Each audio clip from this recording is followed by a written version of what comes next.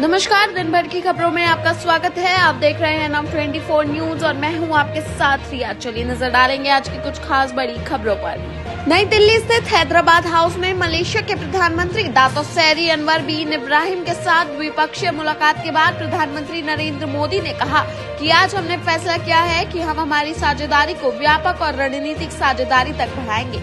प्रधानमंत्री बनने के बाद अनवर इब्राहिम जी का ये पहला दौरा है। मुझे खुशी है कि मेरे तीसरे कार्यकाल की शुरुआत में ही मुझे भारत में आपका स्वागत करने का अवसर मिल रहा है। भारत और मलेशिया के बीच बढ़ रही राजनीतिक साझेदारी का 1 दशक पूरा हो रहा है और पिछले 2 वर्षों में प्रधानमंत्री अनवर इब्राहिम के सहयोग से हमारी साझेदारी में एक नई गति और ऊर्जा आई है। आज हमने आपसी सहयोग के सभी क्षेत्रों पर व्यापक रूप से चर्चा की है और हमने देखा है कि हमारे द्विपक्षीय व्यवहार में निरंतर प्रगति हो रही है। यूपीएससी में बिना परीक्षा पास किए लेटरल एंट्री के जरिए आईएएस के पद जैसे संयुक्त सचिव, निदेशक और डिप्टी सेक्रेटरी हासिल करना, अब इस स्कीम के हालिया विज्ञापन पर रोक लग गई है। मंगलवार को डीपीओटी मंत्री डॉक्टर जितेंद्र सिंह ने यूपीएससी चेयरमैन प्रीति सूदन को पत्र लिखकर लेटरल एंट्री के तहत 45 पदों की भर्ती के लिए निकले गए विज्ञापनों को रद्द करने के लिए कहा है। आपको बता दें कि ये आदेश प्रधानमंत्री के निर्देश पर जारी किया गया है और कांग्रेस पार्टी की प्रवक्ता सुप्रिया श्रीनेत ने कहा कि लोकसभा में नेता प्रतिपक्ष राहुल गांधी और विपक्ष के दूसरे नेताओं ने लेटरल एंट्री स्कीम का विरोध किया था और ये विरोध का ही नतीजा है कि अब सरकार को बैकफुट पर आना पड़ा है। केंद्र सरकार अगर सामाजिक न्याय के दायरे को तोड़कर कोई नियुक्ति करती है तो उसका पुरजोर विरोध किया जाएगा। केवल विपक्ष ही नहीं बल्कि मोदी सरकार में सहयोगी दल जेडीयू और लोक जनशक्ति पार्टी रामविलास ने भी लेटरल एंट्री स्कीम का विरोध किया था।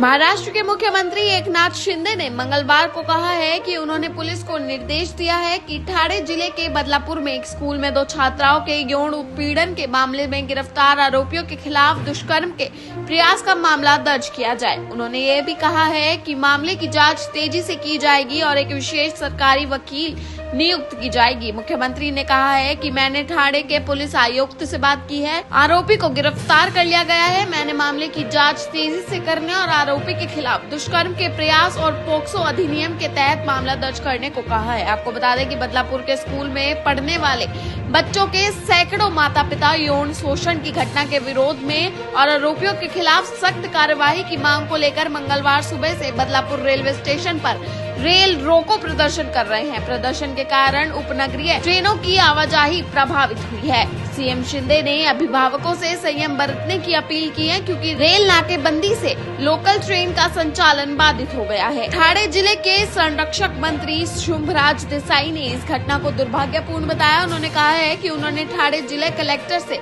मामले की जांच करने को कहा है। इसमें 2 जांच की जाएंगी, एक शिक्षा विभाग द्वारा और दूसरी क्षेत्रीय पुलिस उपायुक्त द्वारा, ताकि ये पता लगाया जा सके कि अभिभावकों द्वारा लगाए गए आरोपों के अनुसार अपराध दर्ज करने में देरी क्यों हुई है। झारखंड के पूर्व सीएम चंपई सोरेन ने भाजपा में शामिल होने की अटकलों को खारिज किया है। मंगलवार सुबह उन्होंने दिल्ली में कहा कि मैं अपने निजी काम से दिल्ली आया था, मैंने यहाँ किसी से मुलाकात नहीं की। उन्होंने कहा है कि ना तो मैं किसी भाजपा नेता से मिलना चाहता हूँ।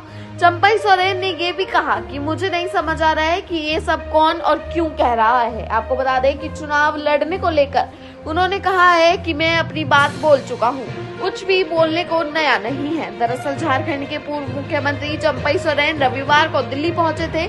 इसे लेकर अटकलें लगाई जा रही थी कि वह भाजपा में शामिल हो सकते हैं। वहीं एक सोशल मीडिया पोस्ट में चंपई सोरेन ने कहा था कि उन्होंने मुख्यमंत्री के रूप में कड़वे अपमान का अनुभव किया है, ऐसे में उन्हें वैकल्पिक रास्ता तलाशने के लिए मजबूर होना पड़ा है। प्रवर्तन निदेशालय ईडी ने मंगलवार को उच्चतम न्यायालय से कहा कि वह दिल्ली आबकारी नीति में कथित घोटाले से जुड़े धन शोधन मामले में भारत राष्ट्रीय समिति बीआरएस की नेता के कविता की जमानत अर्जी पर 22 अगस्त तक जवाब दाखिल करेगी। ईडी और केंद्रीय अन्वेषण ब्यूरो सीबीआई की तरफ से पेश अतिरिक्त सोलिसिटर जनरल एसवी राजू ने न्यायमूर्ति बीआर गवई और न्यायमूर्ति केवी विश्वनाथ की पीठ को बताया कि मामले में सीबीआई का जवाबी हलफनामा पहले ही दाखिल किया जा चुका है। राजू ने कहा है कि ईडी का जवाबी हलफनामा तैयार किया जा रहा है और इसे 22 अगस्त तक दाखिल कर दिया जाएगा। इसके बाद पीठ ने मामले की सुनवाई 27 अगस्त तक टाल दी है। आपको बता दें कि शीर्ष अदालत ने 12 अगस्त को कविता की उन याचिकाओं पर ईडी और सीबीआई से जवाब मांगा था, जिनमें दोनों मामलों में उन्हें जमानत देने से इनकार करने की दिल्ली उच्च न्यायालय के फैसले को चुनौती दी गई थी। तो ऐसी ही तमाम खबरों के लिए देखते रहिए नव 24 न्यूज और इस चैनल को सब्सक्राइब करें और इस वीडियो को लाइक करें।